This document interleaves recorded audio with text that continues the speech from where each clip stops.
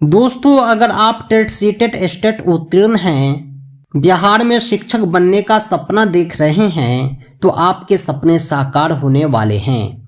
चौथे चरण में 80,000 शिक्षकों की बहाली होगी। हम बात कर रहे हैं बीपीएससी टीआरई 4 की, बिहार लोक सेवा आयोग द्वारा आयोजित टीचर रिक्वायरमेंट एग्जाम की।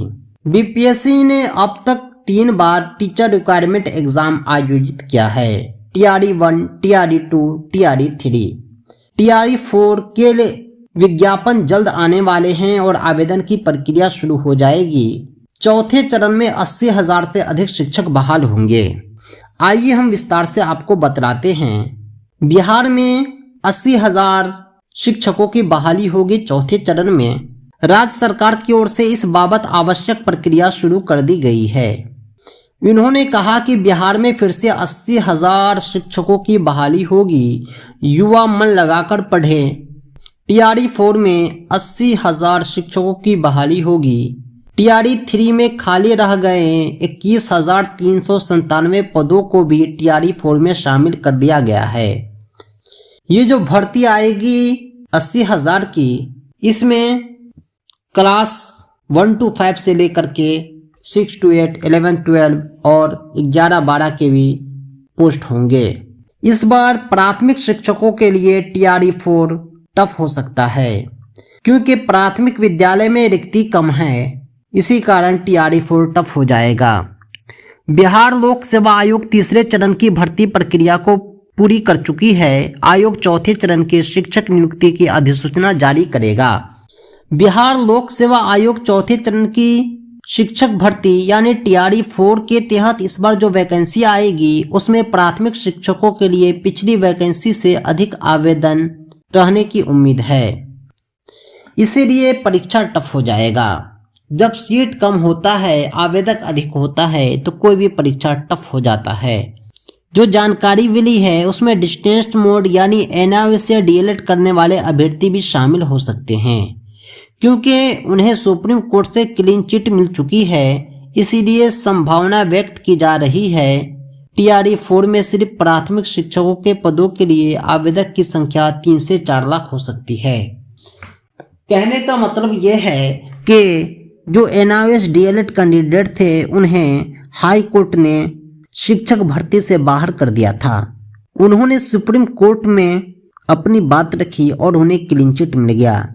यानी एनआईओएस कैंडिडेट भी अब टीआरई 4 में प्राथमिक शिक्षक के पद पर आवेदन कर सकते हैं।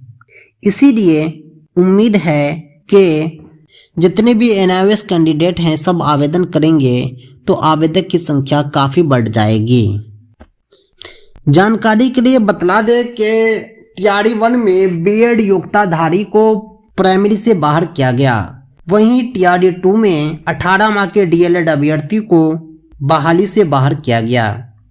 सुप्रीम कोर्ट से क्लीन चिट मिलने के बाद 18 माह के जो डीएलएड अभ्यर्थी हैं, टीआरई 2 के रिजल्ट जारी कर बहाली की मांग कर रहे हैं। वैसे कैंडिडेट जिन्होंने टीआरई 2 में बैठा 18 माह के डीएलएड थे, उन्हें इस बहाली में फिर से शामिल होने की क्या उम्मीद है, आप कमेंट में बतलाएं। कुल मिलाकर प्राथमिक शिक्षकों के लिए यह जो टफ हो जाएगा कंपटीशन, उसमें आप अपनी योग्यता का फिर से मूल्यांकन कर सकते हैं। उम्मीदवार अपने वरिष्ठ माध्यमिक कक्षा यानी मैट्रिक इंटर के साथ साथ कम से कम 50% अंकों से मैट्रिक इंटर किया हो, उसके बाद प्राथमिक शिक्षा में 2 वर्ष का डिप्लोमा उत्तीर्ण किया हो, तभी वे एलिजिबल होंगे। 2 वर्षीय डिप्लोमा के अलावा 4 वर्षीय डिप्लोमा, स्नातक diploma, diploma in education, B.El.Ed आदि को भी एलिजिबल कहा गया है। हम बात करें एनआईओएस की, तो स्पष्ट इन्होंने कहा है कि चूंकि सुप्रीम कोर्ट ने एनआईओएस से डीएलएड करने वाले की डिग्री मान कर दी है, इस बार आने वाले शिक्षकों की नियुक्ति में 3 से 4 लाख तक आवेदन सिर्फ प्राथमिक शिक्षक के हो सकते हैं, क्योंकि एनआईओएस से डीएलएड करने वालों की संख्या करीब 1,84,000 है। इसके अतिरिक्त 2 वर्ष का नियमित डीएलएड करने वाले भी अच्छी खाली संख्या होगी। खैर, घबराने की बात नहीं है। आपको शिक्षक बनने के लिए एक ही पद की आवश्यकता है। आप अपनी तैयारी को जारी रखें और अभी से ही तैयारी करें। जानकारी के लिए बतला दूं कि हम अपने चैनल वेबसाइट के माध्यम से ऑल टीचिंग एग्जाम की तैयारी कराते हैं। आप बीपीएससी टीआरई 4 के बैच को ज्वाइन करके अपनी सफलता सुनिश्चित कर सकते हैं। दोस्तों आज के लिए इतना ही। बहुत बहुत धन्यवाद। Thanks for watching.